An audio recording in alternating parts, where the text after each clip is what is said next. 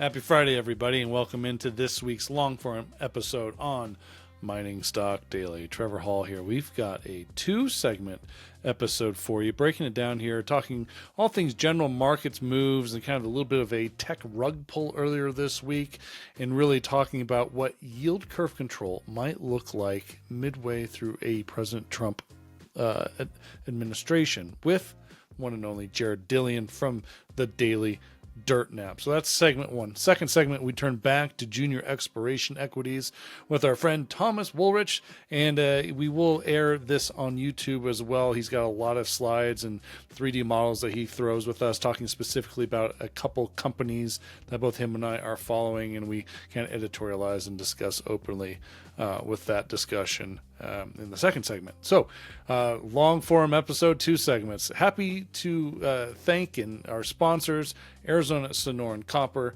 Visa Silver, and Caliber Mining for the continued support of the podcast. And as always, if you wouldn't mind hitting that like, share, and the review section wherever you get the podcast or on the YouTube channel would mean a ton for us. Big episode. It was a big week. We are out basically all week next week, as I'll be traveling down south for a site visit in and out of connectivity. So we'll try to get a couple interviews in while I'm on the road and then air those throughout the week. And then we'll be back the following week with regular scheduled programming. So bear with us. We'll try to get what we can here next week. All right. Have a wonderful weekend, everybody. Enjoy my conversations with Jared Dillian and then Tom Woolrych.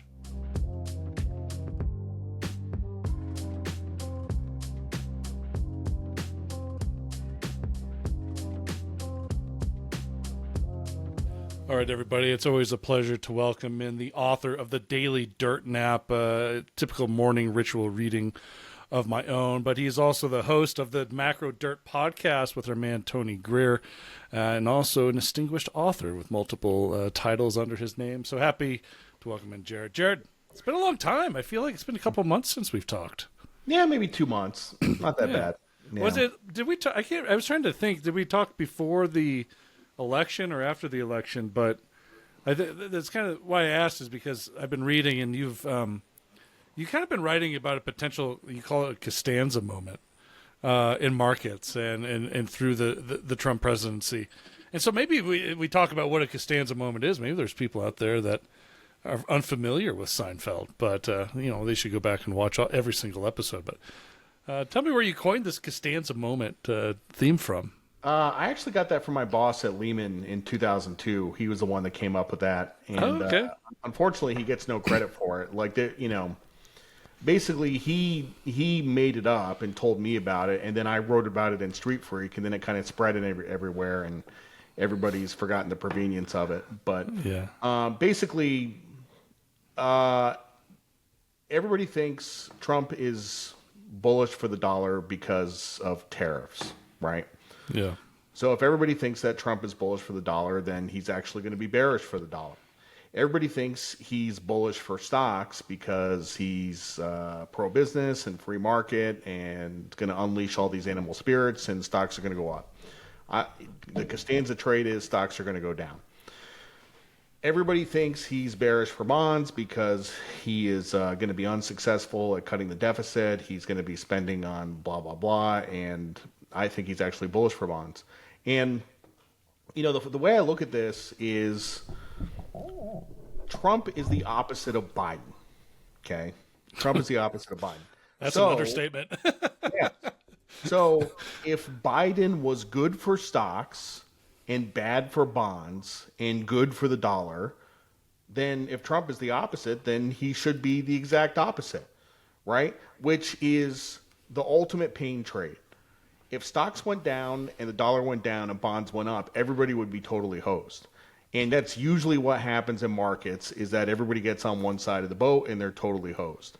So I look at everything under this sentiment framework, and that's kind of where I'm coming from. So, well, I mean, you are the sentiment guy. In fact, earlier, literally this morning, I was at the gym and saw something you would absolutely love. There's a guy there, pumping iron, and he had a shirt on that said 4 more years of cheap gas and kicking ass. and I was, but it's just like, people are so bullish right now in everything. They're bullish Yeah. America, they're bullish the stock market, they're bullish their portfolios, they're bullish business. I mean, it was like a night and day shift of difference. I mean, on November 8th or the day after the election, everything shifted, right? There was this huge sense of optimism in America. And you're the sentiment guy. And so, like, this morning I saw this. It's like, oh my God, what would Jared Dillian say if he was here seeing that shirt?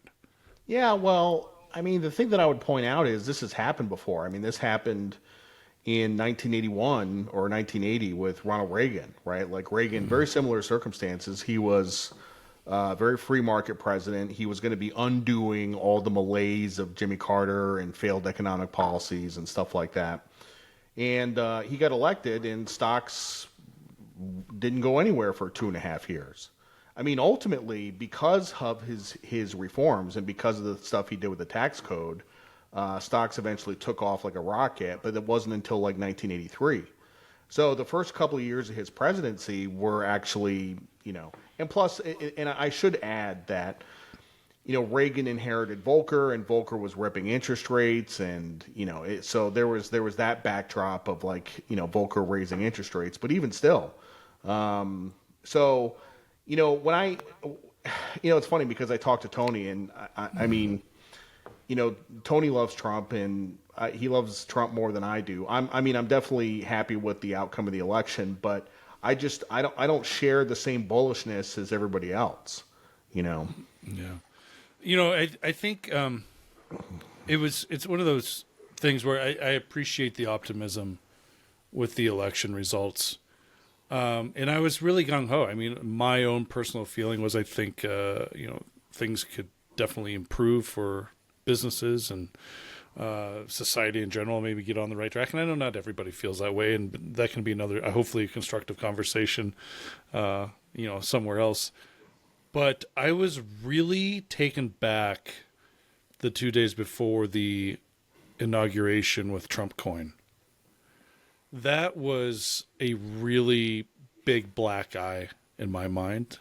And I think I'm not the only one to say that. Maybe through a curveball, just the corporatization of using the office for personal gain. And then to do it again the next day or 2 days later with Milana coin. I mean, I just think it's just this hype of where we're at in the cycle. But the fact that it's being used with the highest level in U.S. politics, I think it just really should put a sour taste in everybody's mouth. And I don't know if you've probably given this some thought. Well, so Trump coin is a meme coin, and usually the way meme coins work is that they're pump and dump, right? Like the thing with the Hawk Tuah chick, right? Like she made $50 million off her meme coin, and she hasn't been heard from since. It's a pump and dump, and I mean, if somebody did that in the stock, they would be in jail, Right, so that's right. So the thing with Trump, I think the one difference between the Trump coin and other meme coins is Trump isn't going to sell Trump coin. Like, he owns 80% of it. He's not going to sell it. I mean, like, on paper, he's worth like $56 billion because of this meme coin, but he's not. Like, if he tried to sell 1% of it, it would crash. So I don't think he's going to sell it. I think it was a big mistake. Because ultimately it's a gift to the Democrats. Ultimately it's going to go down. It's going to crash. It's going to go down 99%. And the Democrats are going to go, aha, and, point and laugh. And like, it's just, it was a really bad idea, Yeah. Well, I just saw yesterday his son Eric was promoting a gold bullion saving platform as well. So you can see this corporatization within the system, just allowing elected politics just rake it in. It's kind of, I mean, you have to kind of both sides it a little bit. Sure. Because what do the Democrats do, right? Like, Obama, exactly. Obama was piss poor when he went into office, and Janet Yellen was piss poor, and they leave office, and then they have $300,000 speaking gigs all over the place, which are essentially pay to play, Right. And is that any more or less distasteful than a meme coin? Like, I don't know. So yeah, I mean, I saw a list of Janet Yellen's speaking gigs and how much she got paid. I mean, she made $3 to $5 million just doing the speaking tour at like hedge funds and banks and stuff like that. So I need to up my rate for the Dirt Nap conference there, Jared. Doing it for free, I might add. Happy to do it. I'm so excited about that thing. I gotta book my traveler. I just want to kind of get that out because it seems like things are real frothy, and I think the sentiment trader is watching this in markets, and it's hard, man. It's like one day I go from like, man, this thing looks really, really bullish. It can go screaming to new all-time highs. The next day you get this DeepSeek AI type move, and the tech stocks are in free fall down 3%, 4% at one time, early morning trading, completely rebounds. I mean the VIX volatility index I don't think is completely representative of what is happening in equities right now, because it seems like one day traders seem exhausted. The other day, they seem raring to go, and it's hard. It's really hard to play this market right now. well, I mean, the thing about the VIX, the thing about volatility is that I think the VIX is a pretty good representation of where the volatility of the index is, right? Like if the VIX is in the high teens, the realized volatility of the S&P is probably in the high teens, right? So I think it's a pretty good representation of the volatility in the index. Do you know what a dispersion trade is? No, Have you but ever heard of can that? tell us. I've heard of it. But I don't know exactly what it is. So you tell me. So basically, there is a mathematical relationship between the price of index options and the price of the constituent single stock options, right? Okay. And typically, there's sort of a pseudo arbitrage where you can sell index options and buy single stock options, and that's called the dispersion trade, right? So the way it works is you're hoping for not big moves in the index, but you're hoping for big moves in the underlying stocks, right? Which is exactly what we're getting. Like if you have the dispersion trade on and Nvidia is down 17%, that is great for the dispersion trade, right? So, but at the same time, on the day that Nvidia was down 17%, 300 stocks in the index were actually up, right? So you're having a lot of volatility within the index, but the actual index isn't moving around all that much, if you understand what I'm saying. Yep. Oh, that explains. I mean, Apple was up on the day. Meta Yep. just completely climbed up and was green on the day, and even more so to new all-time highs. But it's still coming back to these 7 stocks within the index that continue to carry this thing forward. Yep.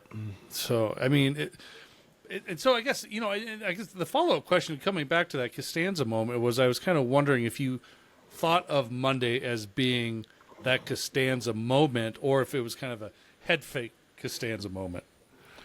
Well, Nvidia is kind of like a meme stock, right? It's a stock that everybody pays attention to. It's the stock that determines the sentiment of the market, right? So it's a very important stock.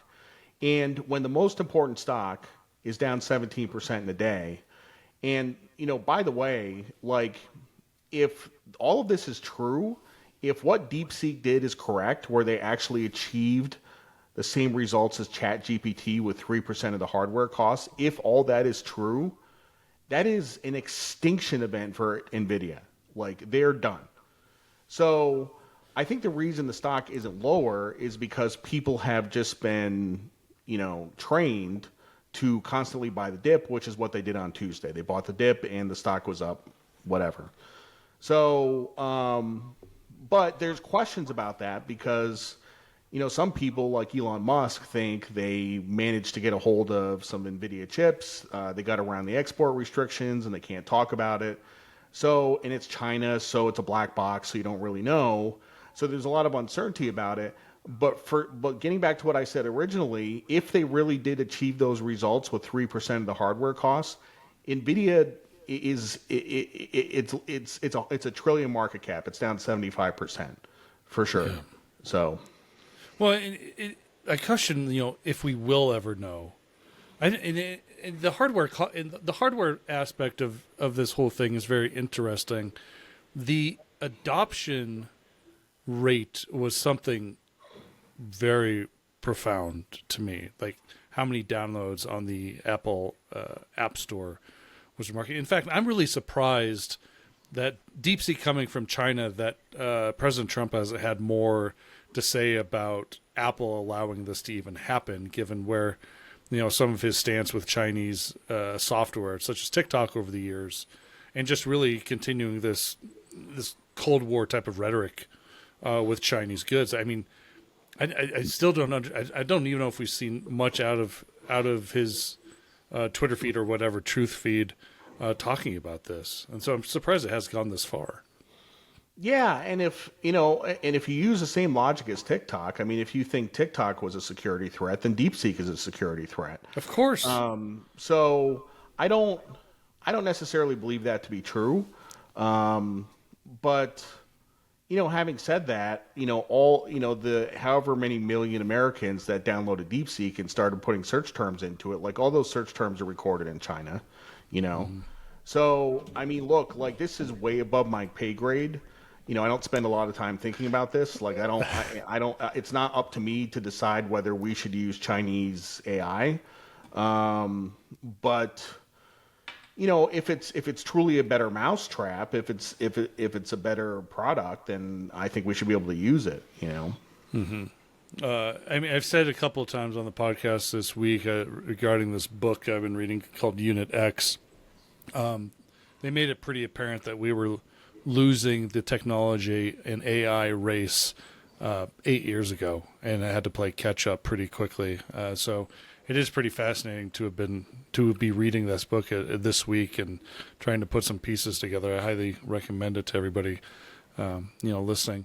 Let's get back to the markets here, Jared. And I mean, with this move in the dollar, it reached a peak of 110, a little above that. Certainly come down. Where are you at here on this dollar trade and the kind of ramifications with equities? I'm still bearish. I've been bearish for a couple of months. The dollar's up a little bit today in the Fed meeting. I saw the directive before I came in here.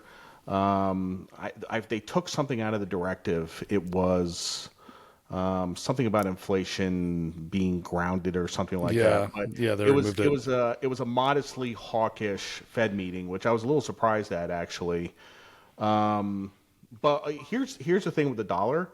In 2017, shortly after Trump became president, he dumped all over the dollar. He's America first. He likes American manufacturing. He wants to export as much as possible. J.D. Vance, during the campaign, made explicit comments about weakening the dollar, right? And so one of the really strange things I've found about the last couple of months is that people are giving this no credence whatsoever. The fact that Trump and Vance want the dollar lower. He hasn't commented on it yet. And also, what I also thought was interesting was when Bessent was in his confirmation hearing, not one senator asked him about his opinion on the valuation of the dollar, right? Which would have been super interesting. And if I was a senator, that would have been my first question, Yeah. So we just don't know, but I think it's imminent. I think it's imminent that Trump is going to crap on the dollar. I think it's going to happen, just like he did in 2017. He's going to crap on the dollar, but how does he implement, a weakening dollar? Does he do it through tariffs?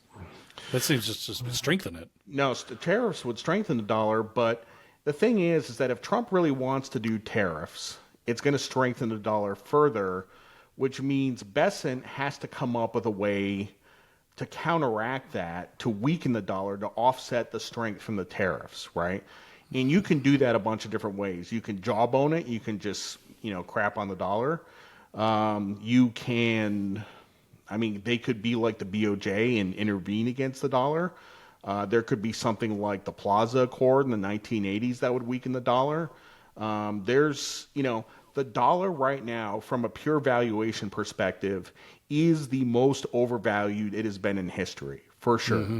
And it needs to be weaker. And Bessent knows this, and Trump knows this. and it's the second week of his presidency, and they haven't commented on it yet, but it's coming. So Yeah, it'd be interesting to just see how they would do that. Weakening dollar, that seems pretty bullish for commodities here, Jared. And we kind of been waiting that commodity run here for the last couple months. Where do you stand on this? yeah, I mean, I kind of feel like a broken record. I think the last time we talked, I had the same positions, short the dollar and long commodities. But sticking with it, I think since the last time we talked, commodities are up a bit. The commodity index is mostly gold and oil, and to a lesser extent, copper. Oil had a run up to 80 and it retraced. Gold is within $100 of the highs, and copper had a nice little run, but it retraced a little bit. The ags look like they're bottoming. The softs are ripping. Coffee is on fire. Live cattle. Have you seen that chart? Yeah, That chart? cattle, feeder cattle, live cattle, Wild. like hogs are doing well. So, you're seeing signs of commodity inflation. It's the beginning. So, really, this is kind of the trade that I've been waiting for, is the beginning of a secular bull market in commodities, not just a bump that you trade in 2 or 3 months, but something that lasts for years. Yeah. And the gold, in particular, if you want to talk about gold, the high end spot was 2809, okay? And we are trading 27, 30, 40, something like that right now. Yeah. Is that right? 27.72 on the front 20 month. in futures? Yeah, 27.54 on spot. In spot, okay. So we're just like $50 off the all-time highs. If Trump starts making comments about monetary policy, right? If he starts crapping on the Fed again and getting them to lower rates, which probably will happen within the next half hour because we just had the Fed meeting and Trump's going to have something to say about it, right? Like, if he starts making comments like that, then gold is going to break through 2809, and it's a clear shot to 3,000, right? So Right.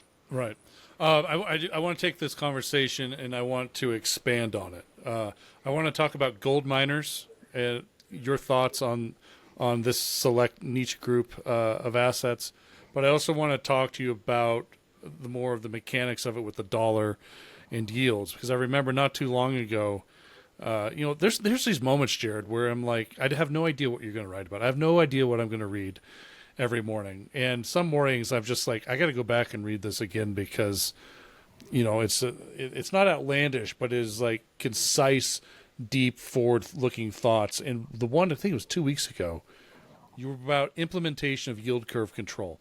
This is a topic that gold bugs love to talk about, like, because it's like kind of like that fear mongering. This is what's going to take gold to $5,000, $10,000 an ounce, whatever. I don't want to take the gold bug aspect of the conversation because I think that's a little bit more hyperbole. But your thought on the implementation of yield curve control, I think, is very sound and something we should be watching because of what rates are doing, the rates in the market, in the trade, but also with what the Federal Reserve is doing with their Fed funds rate, and what Trump wants to do with the dollar. So let's talk about this yield curve control and its implication. Where'd this come from? Okay, so first of all, we did yield curve control in the 30s and 40s. We've done it before. Okay. Yep. Trump wants lower interest rates, right? Mm-hmm. I'm not entirely sure Trump has a real grasp of the yield curve and the shape of the yield curve and transformations of the yield curve. I don't think he really knows. Besson obviously does. But when Trump beats up on the Fed to lower Fed funds, I mean, we just did 100 basis points of cuts in Fed funds, and long-term rates went up. Like the curve actually steepened 70 basis points. So beating up on the Fed to lower interest rates, to lower Fed funds, might actually steepen the curve even more, which gets 10-year notes to 5%, 5.5%. Now we have 8%, 8.5% mortgages, chokes off credit in the economy. So I think what Trump is going to figure out at some point is that trying to control the front end of the yield curve is kind of pointless. He needs to control the back end of the yield curve, right? And really the only way to do that is through yield curve control, which is basically the same thing as quantitative easing, but with a kind of a twist. Like with quantitative easing, the Fed was targeting the money supply, right? They said, this is how much money we want in the economy, therefore we're going to print this amount of money and buy government bonds. With yield curve control, you're targeting yields. You're targeting a level of interest. So if you said, I want the 10-year note to be 4.5%, then the Fed buys all the 10-year notes up to 4.5% and will buy an unlimited amount of 10-year notes at 4.5% with printed money in order to maintain that yield. Okay. Mm-hmm. So I just barfed out a lot of stuff there. I'm going to try to summarize it. Trump can't control the long end. Someday he might want to, and that is the mechanism with which they'll do it. And by the way, none of this happens until 2026 because Powell is not going to go along with it for sure. Like Powell is not going to go along with it. So Trump is going to, he's going to put Caligula's horse in charge of the Fed, and they'll agree to do yield curve control, and that's when it'll happen. So, do you think? Okay, so let me backtrack. So, the Federal Reserve would be buying every single 10-year, or what 10-year at 4.5%, give or take. Does that include any sort of supply that Treasury Secretary Bessent would put onto the market? And the follow-up question to that is that something Bessent would do that he would follow with? Well, it's something it's something that the Treasury would need to do in coordination with the Fed. Right. The Fed is going to be buying the bonds, right? So, I mean, this is where people talk about like Zimbabwe and Weimar Germany and all these instances of hyperinflation. It's because then the Fed, the central bank, is being used for political ends, right? And that is how all hyperinflations start, is when the central bank is being used for political ends. Just like Argentina, right? Mm-hmm. Milei comes in, he wants to abolish the central bank. The Central Bank of Argentina is arguably responsible for the 200% inflation that they have because they're essentially just printing money to pay for welfare programs and stuff like that. The central bank is being used for political ends. The Central Bank of Argentina, they changed their mandate, I want to say like 15 or 20 years ago, to do this, right? So once the central bank is subsumed by politics, then it's like game over. And like I said, it can't happen until 2026, but it doesn't mean that Trump isn't going to talk about it, Right. So. Right. Yeah. All right. Boy, that'd be fascinating to watch unfold in the next 18 months or so. So hold on to your beer for that one. All right, I told you I want to talk about gold miners here, Jared, and I know you've been holding a position in GDX within that DirtNap portfolio you share with your subscribers. I've got a trade on in the GDX right now, which has been working pretty well, I would say. I have a hard time wanting to play the GDX just because of how the equities and they're allocated, Newmont being the largest allocation to the GDX, but watching the gold miners intricately, I know Newmont is like one of the worst ones, the worst producers of gold. So that's kind of where I have a issue with it. But if you look at a lot of the other major gold producers in the mid tiers, I mean, almost every single chart, a lot of charts look super bullish, ready to rip here, Jared. And we're starting to see production numbers come in. We'll see the financials, the Q4 and year-end financials start pulling into February. But and people are really starting to pay attention. But the charts just look like they want to fly. And so what is it going to take for general guys like you to say, you know what? I'm getting out of this passive ETF stuff, and I'm just going to play the actual equities because that's where the better pull is going to be. That's where the beta is. I don't know. I mean, GDX is kind of a special ETF. It's a large ETF relative to the total market cap of gold miners, and it's so large that it drives correlation within the gold miners to a very high level. I mean, I agree with you. I mean, Newmont is a disaster. I don't even remember the whole story with that, but it's a disaster. I haven't looked at the charts in a long time of some of the individual names. I think what the catalyst is going to be, interestingly enough, it might be Nvidia, right? And I'll explain why. If this is the end of Nvidia, if this is the end of the Mag 7, if this is the end of growth, gold miners are the ultimate value stocks. They're the ultimate unloved value stocks that haven't moved in 20 years, right? So if you go back 5 or 6 months ago, Druckenmiller was selling Nvidia to buy gold miners. He bought Newmont. I don't know if you remember that when that came out. Yeah, I remember. But I think it really is going to be like a big factor rotation. And because the total market cap of gold miners is pretty small, it's like stuffing 10 pounds of crap into a 5-pound bag. You could see the stocks, you could see GDX go from 40 to 60 within like 2 months. It could be a very quick move. So the way I look at GDX is, or the gold miners in generally, is it's kind of a cheap option. You know what I mean? I'm not I'm not super worried about the downside. I have about 7 or 8% of my portfolio in the miners, and if it works, then it's going to be 16% of my portfolio. Right. A little interesting tidbit. So where the spot price of gold is compared to about the all-in sustaining costs, average all-in sustaining costs produce 1 ounce. It's about double that. Compared where the spot price is about double. So it's about $1,400 an ounce. About, yeah. I mean, there's a rounding error in there, right? But I mean, I don't see how people don't get excited about that. I mean, thank you.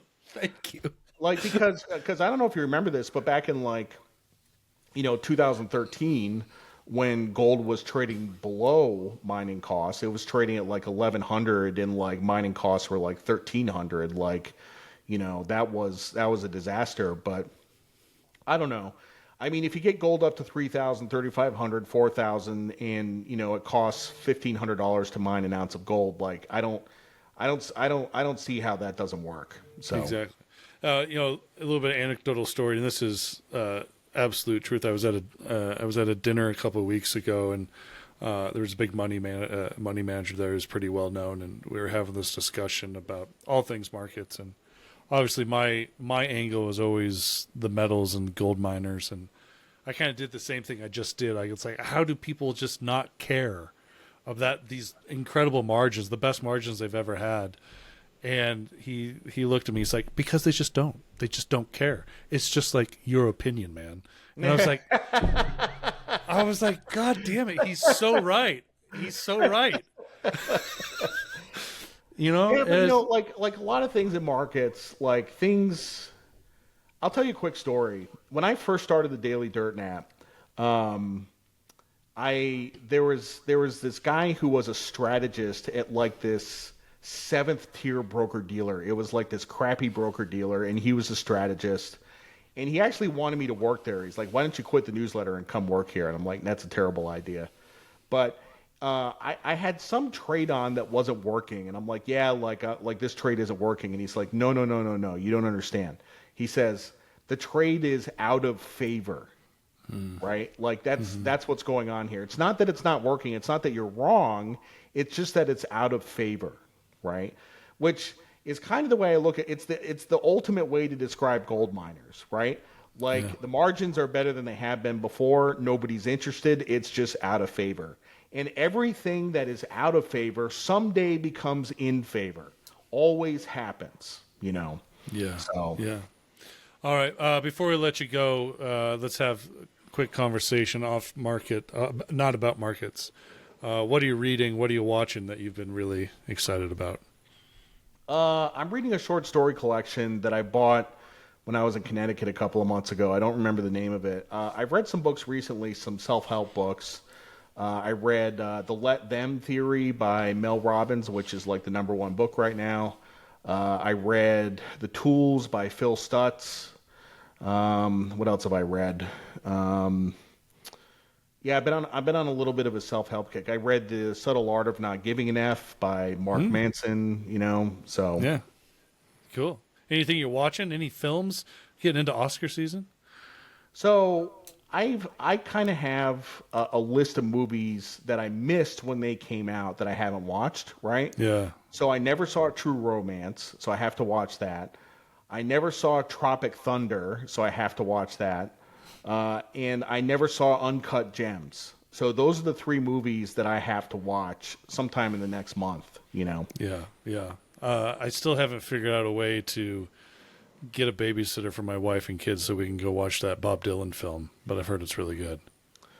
I really Yeah, want to go see Timothy that one. Chalamet is pretty. He's good in everything, He's really talented. Yeah. He's incredibly talented. Like, actually, not afraid to admit, the end of Willy Wonka, there was streams of nostalgic tears coming down my face. I didn't even see Willy Wonka. Oh I didn't man, see it was really good.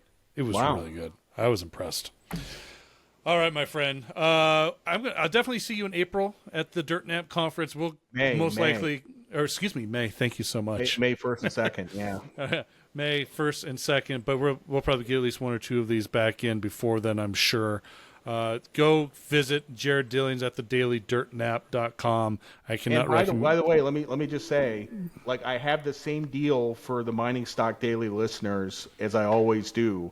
If you want to subscribe, go to my website, send me an email, mention the podcast, and you get a half price discount to any listener of this podcast. So Yeah, it's totally worth it, everybody. I guarantee it. All right, Jared, thanks so much. Have safe travels to you this week, and I know you're out and about, so have fun. thanks.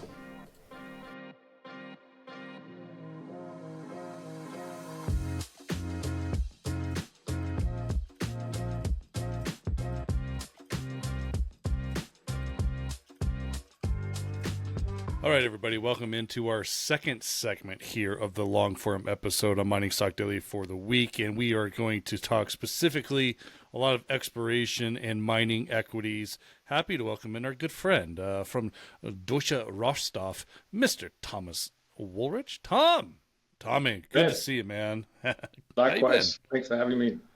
been? I haven't really talked to you. So, and I know it's the end of the month, but it's great to end January on a brand new year with you because sentiment has taken a huge positive shift in this sector.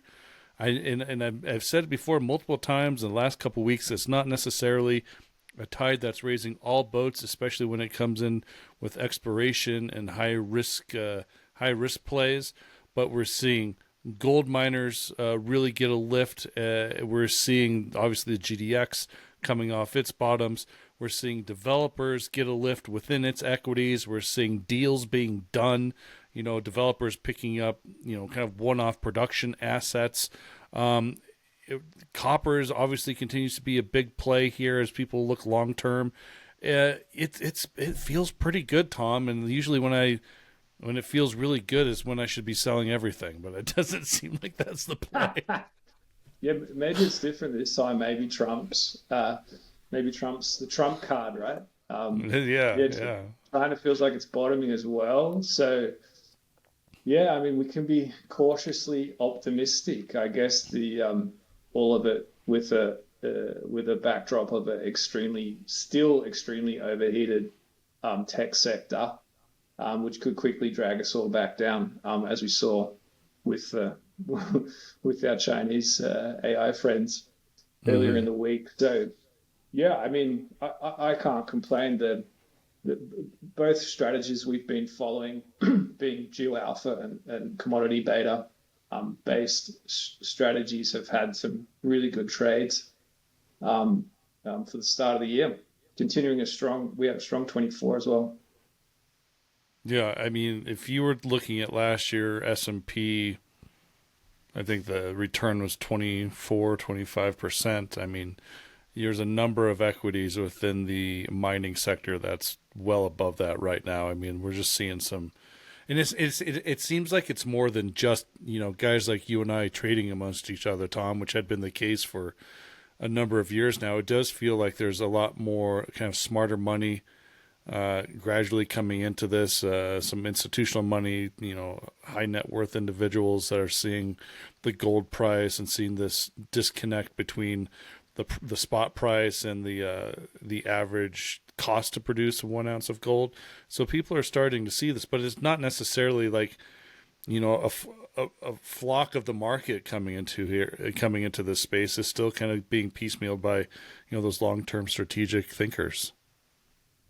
Yeah, I mean, I agree. I think we're still early in that respect, that the generalists haven't sort of latched on to what's been going on necessarily yet, other than maybe trading some of the majors.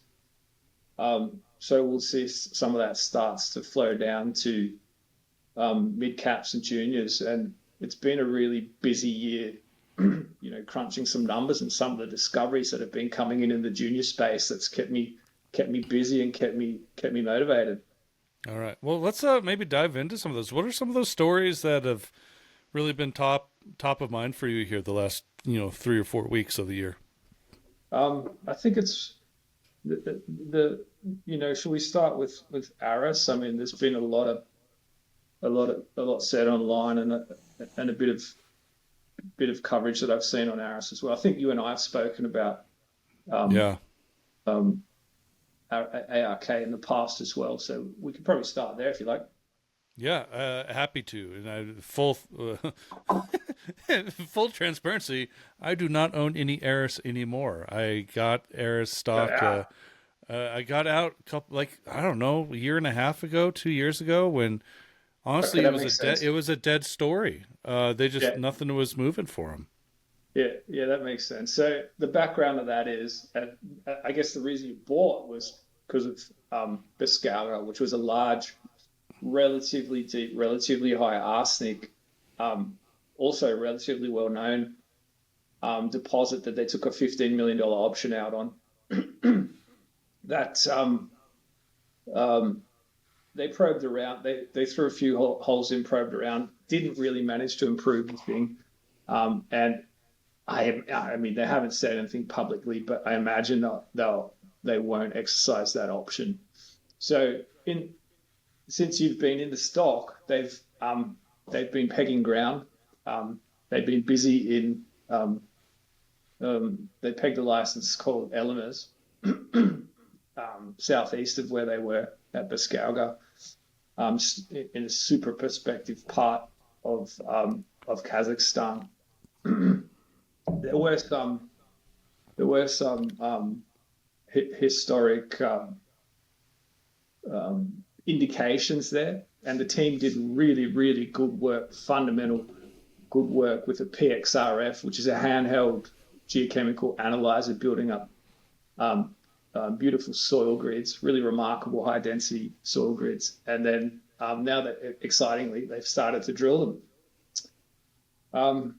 So I can show you some drilling. This is all brought to you by DeepSeek, I believe, by the way. This is something generated Tom did in the last couple hours. I'm just kidding, obviously. DeepSeek causing me dramas recently. That's right. So if DeepSeek are listening on, they should have a look at the stock.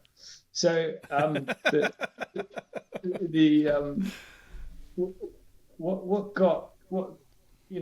headline hole was the one that you can probably see now, I hope, in the middle of the screen. They drilled 476 meters at, call it 0.47 equivalent gold, which is made up of 0.17 copper and 0.25. So it's a really long intercept. Kazakhstan, like Canada, can handle really low grades. Yeah, so you can see these things as bulk tonnage operations. Because of the low costs in Kazakhstan, you can mine 0.3 fairly profitably. If you want to, there are higher grade hits in there as well. 261 meters at 0.69 gold equivalent or 0.64 copper equivalent, which is called 0.4 gold and 0.2524 copper. So these are it's relatively rare to get, what you might say in quotes, all grade intercepts in your first hole. You can see they call it hole 24001, so it's the first hole in Elements. So they obviously sighted the hole extremely well. 80 meters away, hole 2 was a relative disappointment, one has to say, albeit it did go as deep. They drilled a 100-meter interval at 0.45 gold equivalent. And then hole 3 was a little better, quite a ways away. Again, long intercepts, 264 meters. 0.3 gold equivalent or 0.3 copper equivalent, just loosely speaking. And then yesterday they put a drill hole out on some known drilling on a target called Bereshki East. Mm-hmm. So, I mean, you could be critical and say, well, we knew about this with these historical drill holes, BZ6 and 5, but these were really drilled quite a while ago, and they drilled, obviously, as you would, they drilled the best parts of that, and they got a really nice hit. What's interesting about that hole, and now this is just kind of me editorializing, is usually when you go from reporting copper equivalents to gold equivalents, Tom, that's almost like a kiss of death. We've seen that happen, and the market doesn't like it, but that's exactly what they did. I mean, and I understand from a technical reporting aspect why you would do that, but oftentimes the market does not like it when you go from copper equivalent to gold equivalent. Yeah, the copper gold ratios are pretty equivalent here. So it remains to be seen if it'll be a copper or a gold project. I'm with you. I agree. You kind of have to. The project has to live and die on a single commodity, and then you only get the bonus once the copper or the gold pays for it, right? Then you get the credit from the smelter. So yeah, I get it, but there actually is a fundamental reason for it. There's probably a I don't know if I can show a map with it. There's probably, it's really early days. You can see the amount of drilling is very limited, but there's probably a transition from a porphyry style of mineralization in the west, which is going to be copper and moly rich, and then at Bereshki East, a epithermal style gold rich mineralization. So we will probably continue to see Bereshki East be a gold with a bit of copper project, and then Bereshki Central will be a copper project with a bit of gold. Yeah. So what do you don't, neither you and I speak on behalf of the company, but this Elements project has obviously been something a lot of people have been paying very close attention to the last few weeks with these last drill results coming in. I mean, very meaningful here, but obviously that's a 1 kilometer spread between those two sets of drill holes. And, how urgent should the company be to kind of start, putting some drill holes in between there and connecting these things? Yeah, I mean the whole target, as you can see from the copper and soils anomaly, this wonderful PXRF work that I was referring to, is 8 kilometers long. So what I think needs to happen now is they need to finance and grid drill this thing. 200 bloody meter, money. money. So they're down to $1 million cash. They've got 60-cent warrants that they're gonna, and there's a clause for them to have them exercise earlier if the price stays above 60 cents for a certain amount of time. So that will almost certainly happen. And look, I hope they come to us funds and ask for some money, but the quality of the project is such that they've got a lot of options. They could probably go to a strategic as well.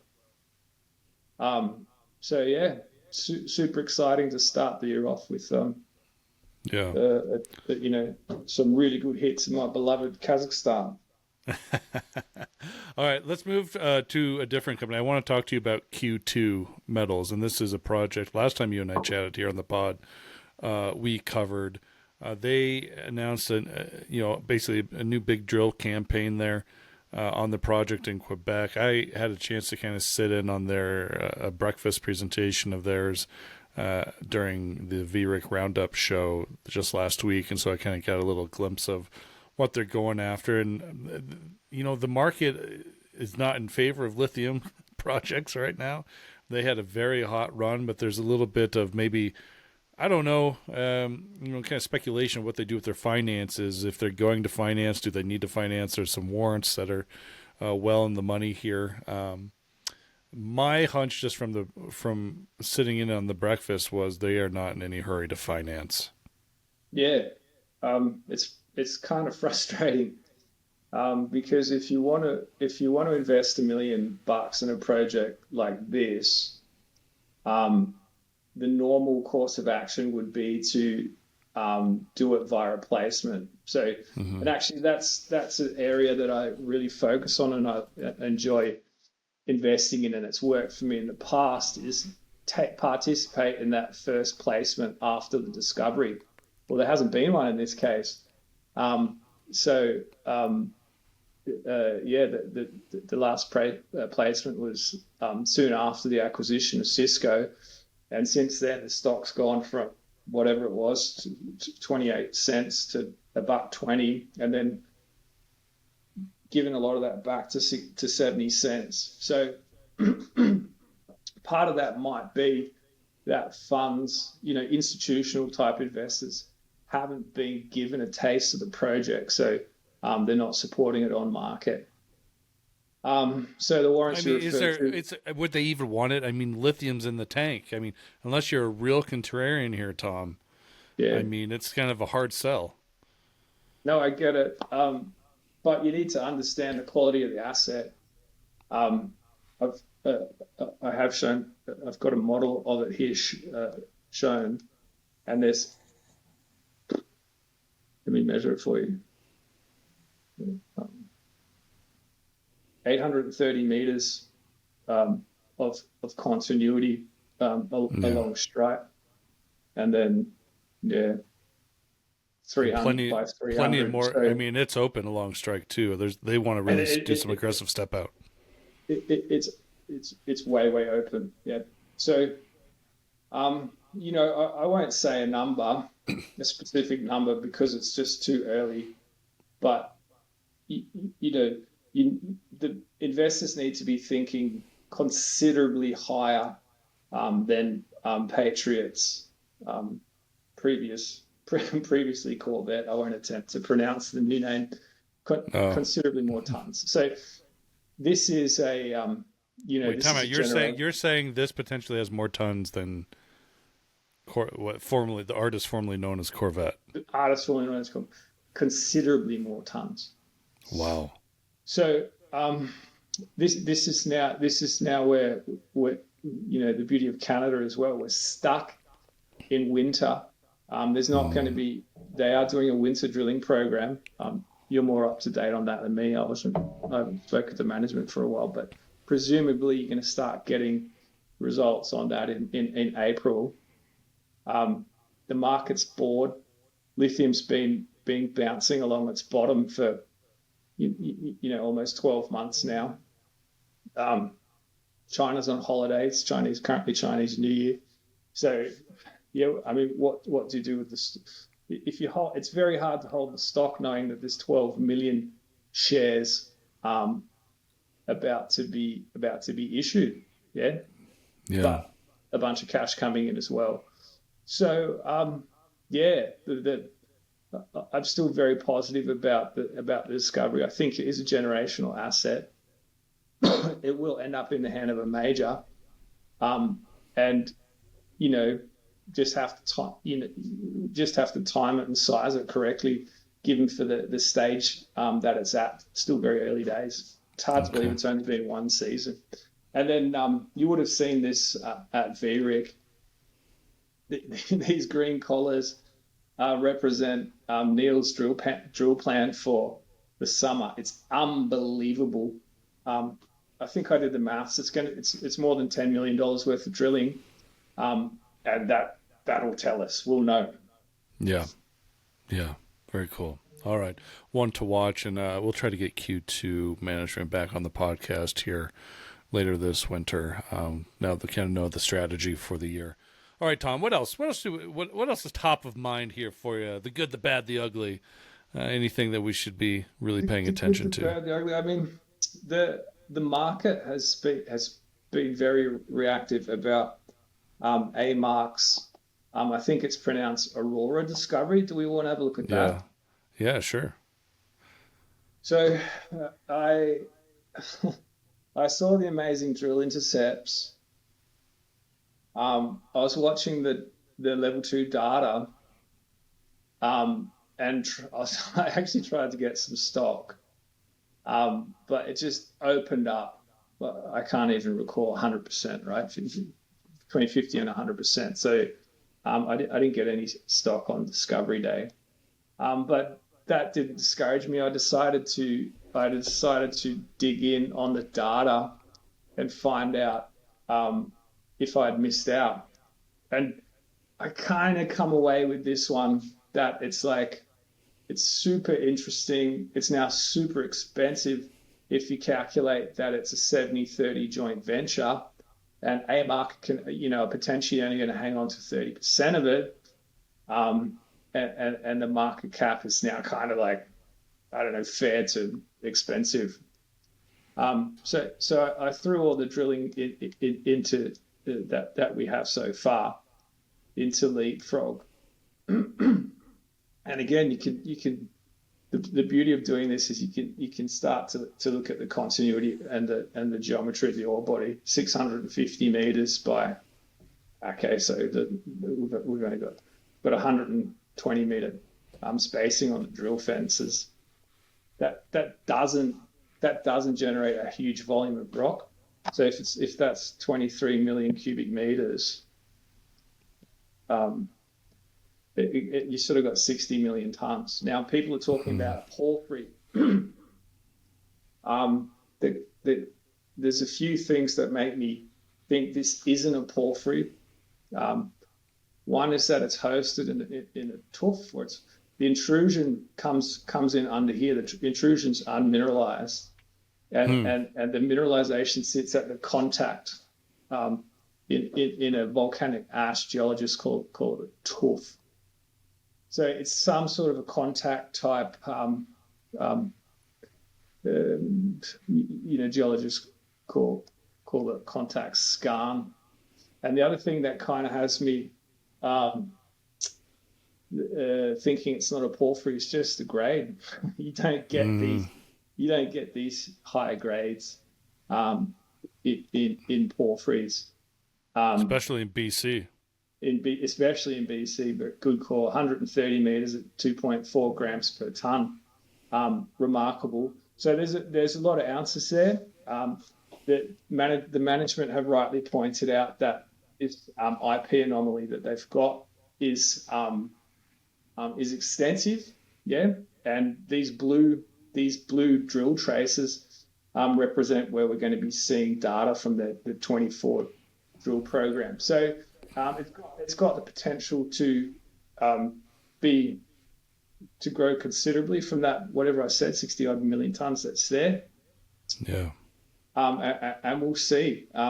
Now some smart players have seen that the neighbor TDG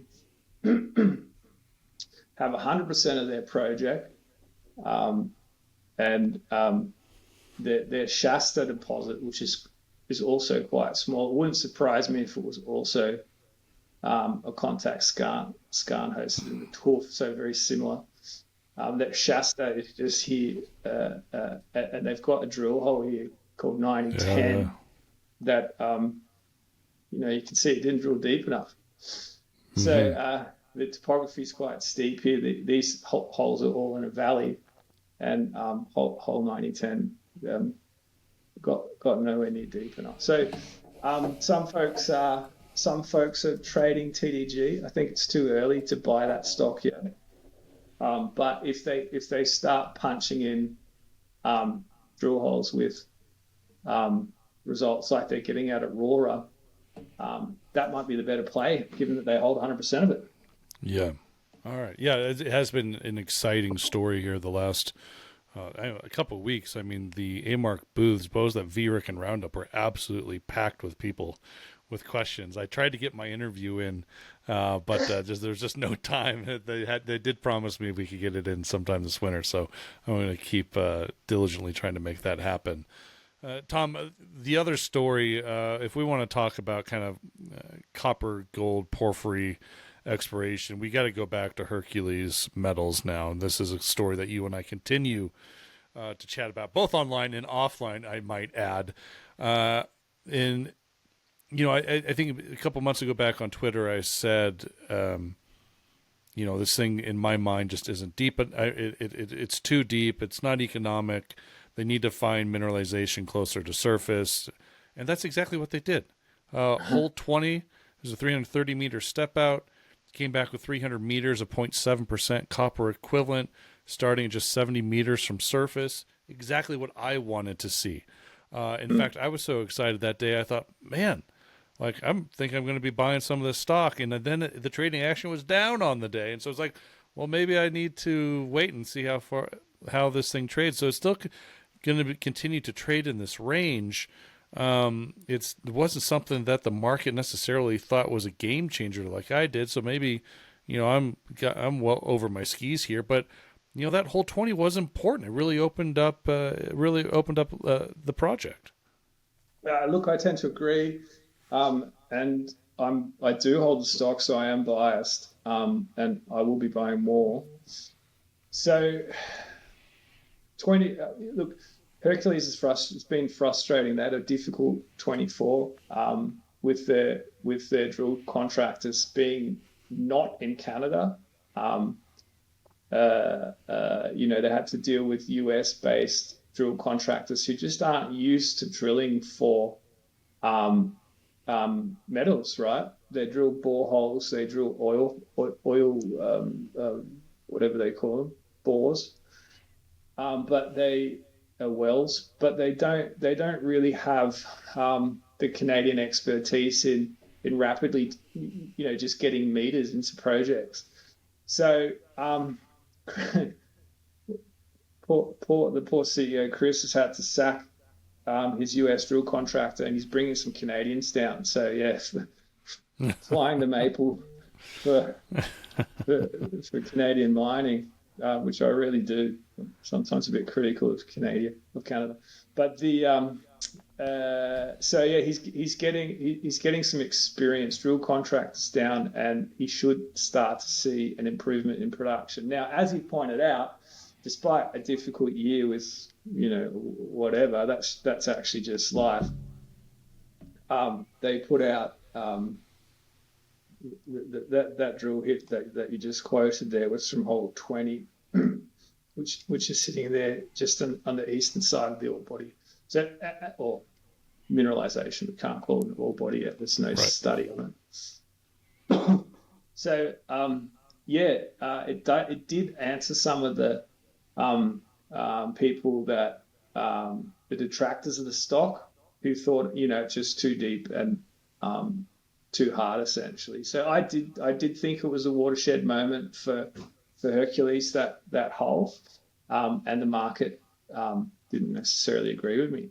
But what can we look forward to? I've got a map here of the surface showing soil geochemistry and rock chip sampling. So there's this whole area that's recently been opened up by getting a permit. You can see this dashed line, US Forest Service permitting. So everything now east of this dashed line, they've got access to something like 14 drill pads permitted to drill now in the Forestry Service. Now this opens up what they call the Eastern Block, and there's some historical known trenching on a thing called Big Cut up here on the hill, and then Camp Creek. And all these targets will now be tested. So there's a really interesting geological story going on at Leviathan. Mm-hmm. That the porphyry, if you can imagine, let me turn on. I've actually got the porphyry is lying on its side. So if you imagine this purple surface here was vertical, so porphyry's punched through the cross vertically, and then as a result, everything's kind of sticking up now through the and you can see the age of it's Triassic, so quite old rocks. In the interim, plate tectonics has pushed it over, and it's now lying on its side.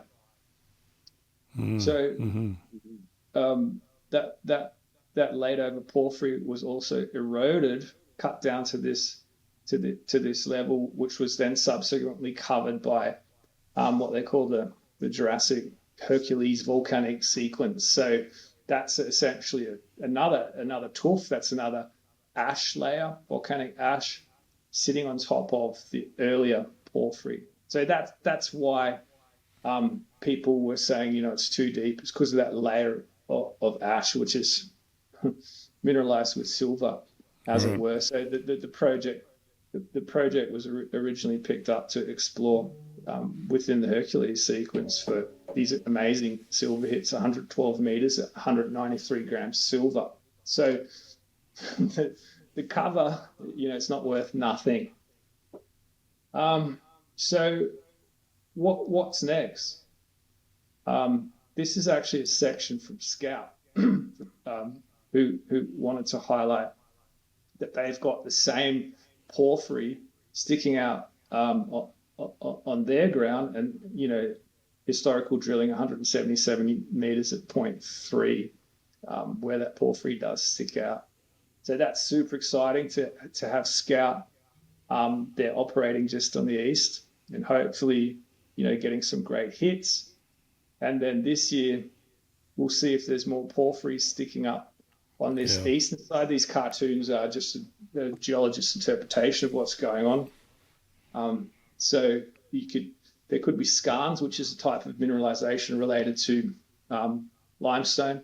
When hot fluids hit limestone, they form skarns. Can be very high grade, can be good deposits in their own, but they're related to the porphyry system. So are there more porphyries, and are there skarns sitting here in the eastern side, in the Forest Service ground, which is now open? So Hercules looking really good.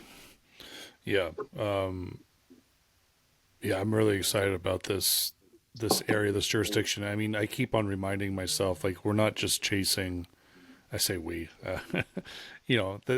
the people involved there are not just chasing one big porphyry. I mean, this seems like a huge system that expands many kilometers. And I think that's important to know. You're not just chasing one area of mineralization. I mean, this thing could potentially be very, very big. Yeah, no, I agree. There's indications that Great Creek in the north is a separate porphyry system. We know about the porphyry. I'm not sure if Chris has even given it a name yet, but it's probably going to be called Leviathan or something. The central area. There might be more sticking in the eastern block or skarns in the eastern block. So huge area. If you look at the tenement map, you can see that the majors agree with us, right? So you've got Scout here. Hercules has a really nice license, sitting at a big license sitting over really the best part of the system that's exposed. and then Rio Tinto and Barrick are trying to, elbow their way into, what's essentially a new porphyry belt in Idaho. Right. Yeah. Very cool. All right. Obviously, this is going to be a story that we will follow for, I think, the next few years. It's going to be quite interesting. I mean, that's a good point. The porphyries take a long time. And a lot of money. A lot of money. And I mean, the classic discovery is Cadia Ridgeway in New South Wales, my old home. It took 90 holes or something for them to find Ridgeway. Hopefully we don't have to wait that long. Yeah, exactly. All right. Tom, good to see you, man. Thanks for walking us through some of that with the visuals. Again, if you're listening on the podcast, a lot of this is going to make a lot more sense. Just go over to the Mining Stock Daily YouTube channel, and you'll be able to see all these slides and kind of take a twirl around them via Tom's excellent navigation here. Good to see you, my friend, and probably see you this spring, I assume. PDAC and the SMI in Zurich. Are you doing those? I'll do the PDAC. And then probably see you in Frankfurt. Frankfurt. Love that. Okay, Yeah. good. Goldmesser. My favorite. Right. The most fun conference. I know. I missed the last one, unfortunately. So we're going to have to make up for it. We're going to have to double the fun this go around. Yeah. I mean, I'll see you in a couple of weeks in Canada, but for sure. All right, everybody. That's a wrap here this week on Mining Stock Daily. Again, very sparse next week. I will be traveling out of the country to visit our friends with Aldebaran and the Altar Project, and so in and out of connectivity. So be kind of on the lookout for the next updates. If not, we'll be back the week of February 10th with normal scheduling. All right, everybody. Have a great weekend and be well.